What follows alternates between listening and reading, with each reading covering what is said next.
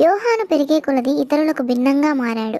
అతను పట్టణాలకు మరియు నగరాలకు దూరంగా అరణ్యంలో నివసించేవాడు. అతని దుస్తులు ఒంటె వెంట్రుకలతో తయారు చేయబడినవై ఉండేవి మరియు అతను తన నడుము చుట్టూ తోలు దట్టిని ధరించుకునేవాడు. అతని ఆహారం మిడతలు మరియు అడవి తేనె తినేవాడు. ఇది అతనికి ఎడారిలో అలవాటు అయిన ఆహారం. యోహాను అరణ్యంలో ప్రజలకు బోధించడం ప్రారంభించాడు. ఎడారిలో ప్రతిధ్వనించే స్వరాన్ని అతను కలిగి ఉన్నాడు. ప్రజలను వారి పాపాలు ఒప్పుకొని పశ్చాత్తాపడమని బోధించేవాడు మరియు తప్పుడు పనులు చేయకుండా దేవుని వైపు తిరగమని పిలిచేవాడు.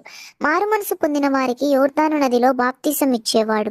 యోహాను బోధ వలన ప్రజలు వారి హృదయాలను జీవితాలను మార్చుకున్నారు.